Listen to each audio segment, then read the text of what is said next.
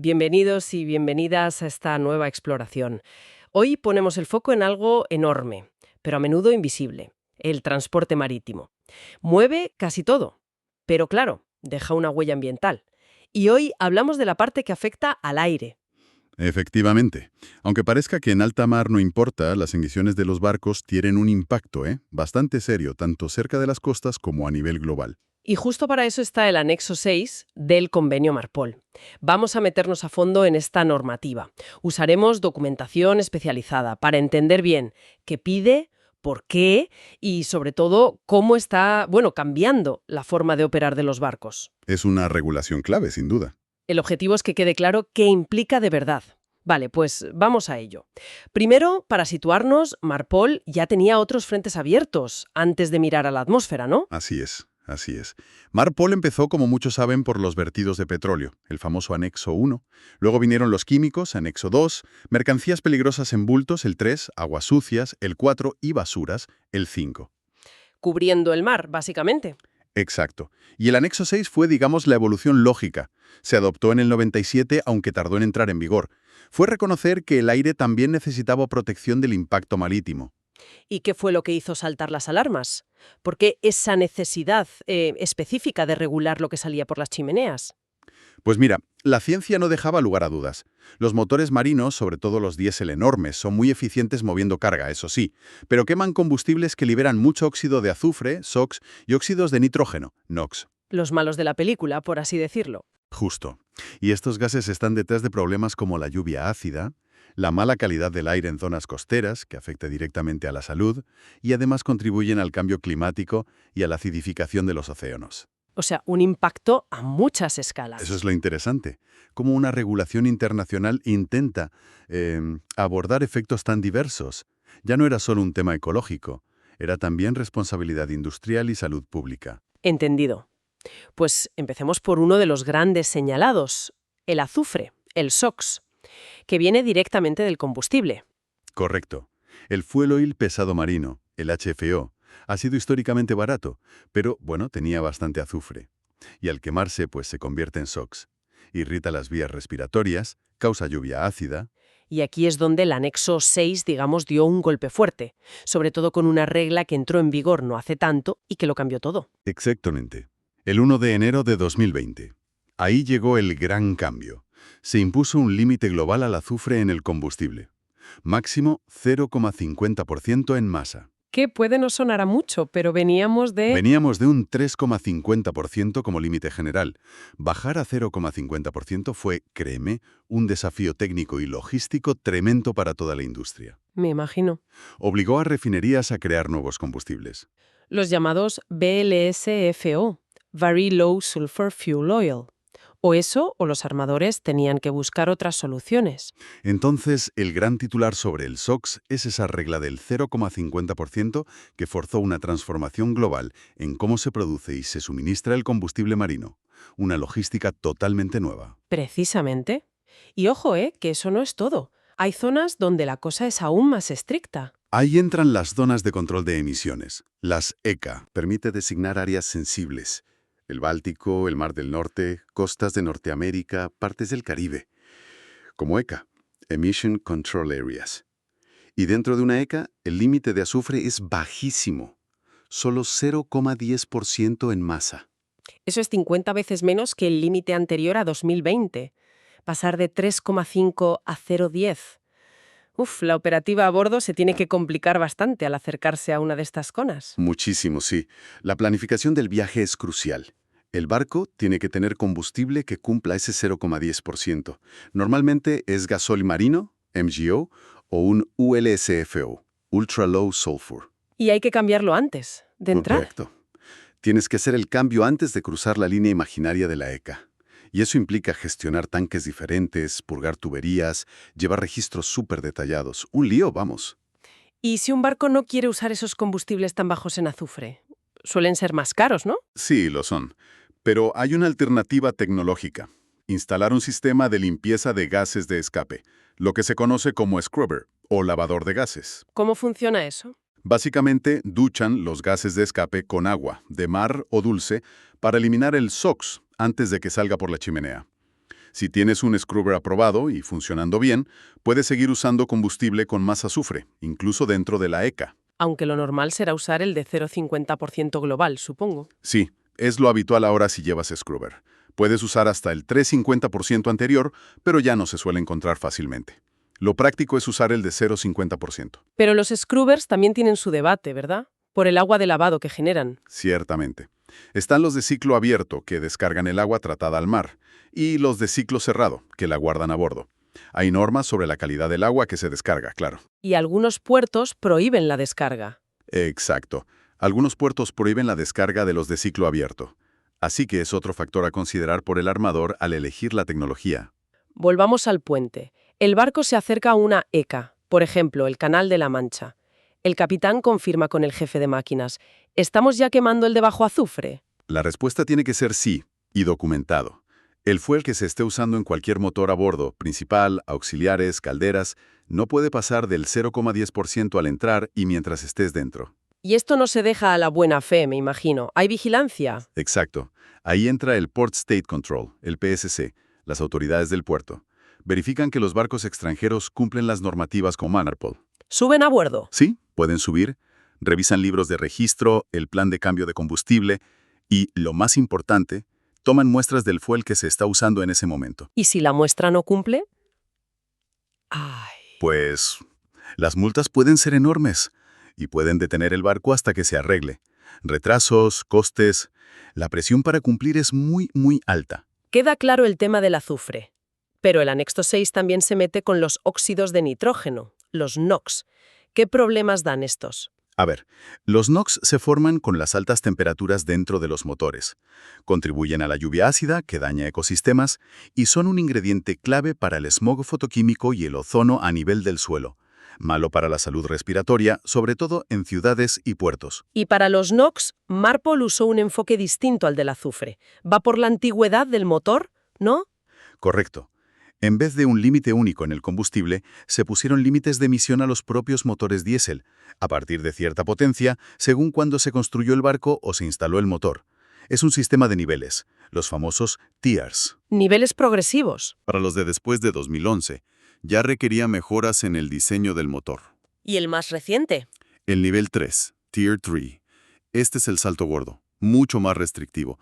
Se aplica a motores en barcos post-2016, pero ojo, solo cuando operan en zonas específicas, las zonas de control de emisiones de NOx, las NECA, que a menudo coinciden con la seca de azufre. Entiendo. O sea, un barco nuevo no tiene por qué cumplir el nivel 3 si no va a entrar en esas NECAs. Pero para cumplirlo ya no vale con ajustar el motor, ¿verdad? Generalmente no. Para llegar a los límites tan bajos del nivel 3, normalmente necesitas tecnología de posttratamiento de gases.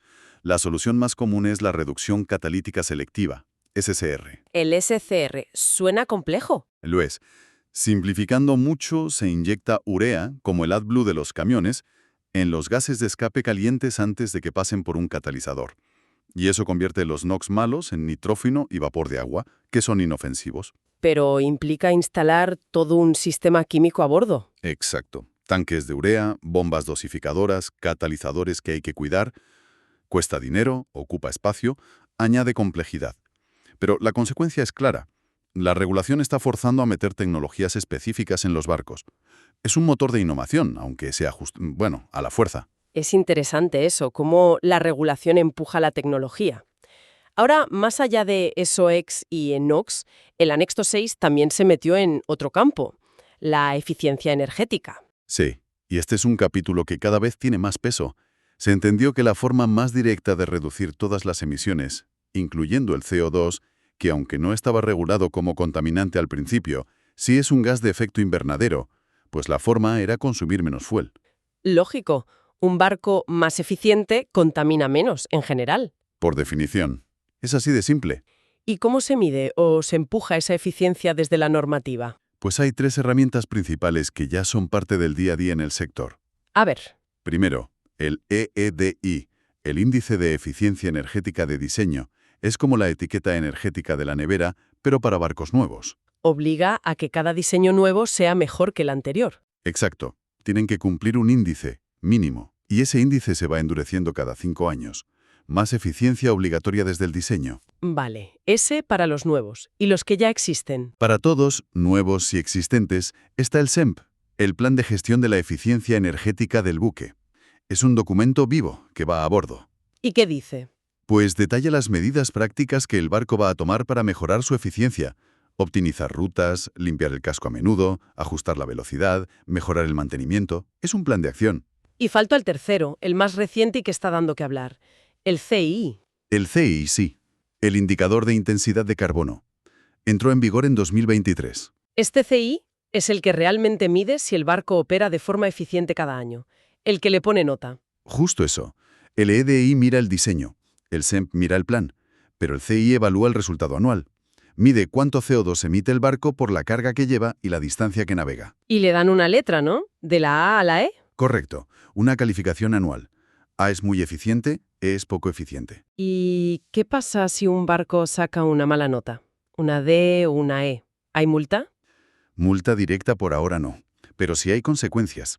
Si sacas una D 3 años seguidos o una E un solo año, tienes que revisar tu SEMP y meter un plan de acciones correctivas. Tienes que explicar cómo vas a mejorar. Pero quizá lo más importante no sea eso. No, quizá lo más importante es que estas notas, estas calificaciones, empiezan a mirarlas los que fletan los barcos, los bancos que los financian, las aseguradoras.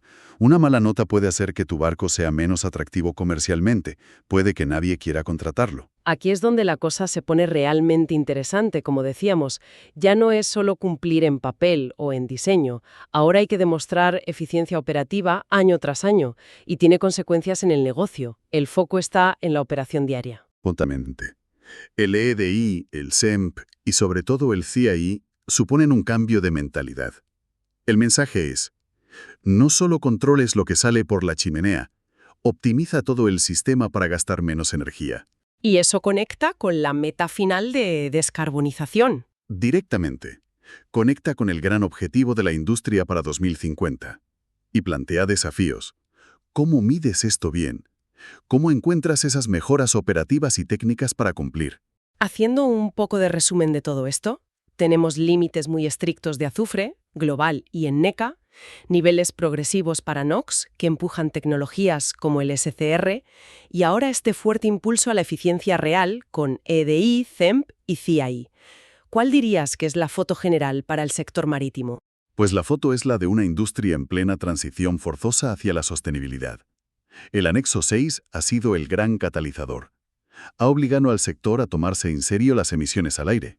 Las ha puesto en el centro. Sí, las ha convertido en un factor clave en el diseño, en la tecnología que eliges, en cómo gestionas el combustible y cada vez más en cómo operas el barco día a día. Y para la gente que trabaja en esto, armadores, tripulaciones, ¿qué supone en la práctica? Pues supone un entorno mucho más complejo, la verdad. Para las navieras, decisiones de inversión enormes. ¿Qué hago? Combustibles nuevos, scrubbers, SCR, una logística de bunkering más difícil, necesitas herramientas digitales para controlar todo y la presión de las notas del CII. ¿Y para la gente a bordo? Para las tripulaciones, sobre todo máquinas y puente, manejar equipos nuevos, hacer los cambios de fuel con una precisión milimétrica, llevar registros impecables para las inspecciones y operar el barco siempre pensando en la eficiencia. Requiere más formación, más atención, adaptarse continuamente. Es exigente. No hay duda, entonces. El anexo 6 de Marpol es mucho más que un papel. Es una fuerza que está cambiando cómo se navega. Empuja hacia un aire más limpio y ahora con mucha fuerza hacia gastar menos energía. Es un motor de cambio constante, ¿sí? Y esto no ha acabado. Sigue evolucionando. Precisamente. Y eso nos lleva a la reflexión final que queríamos plantear, mirando un poquito más allá del anexo 6 tal como está ahora. Claro. A ver, todas estas medidas, azufre, NOx, eficiencia, CII, son importantísimas para reducir el impacto ahora, con la tecnología que tenemos o que está madurando. Pero la conversación en el sector ya está en la siguiente pantalla. El objetivo de 0 emisiones netas para 2050. Exacto. Ese es el gran horizonte. Y la pregunta que está flotando, la que definirá las próximas décadas es, ¿cuáles van a ser los verdaderos protagonistas de esa descarbonización profunda? ¿Serán los combustibles sintéticos? ¿El hidrógeno verde? ¿El amoníaco verde? ¿El metanol? ¿O volverán las velas? O veremos un renacer de la propulsión con velas súper tecnológicas, nuevos diseños de casco, pilas de combustible.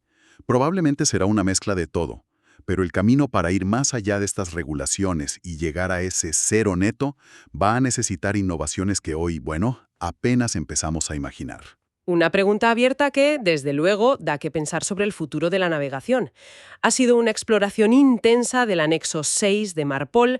Esperamos que esta conversación haya servido para entender un poco mejor estas reglas, que son complejas, sí, pero vitales para un transporte marítimo más limpio y, sobre todo, más responsable. Gracias por acompañarnos.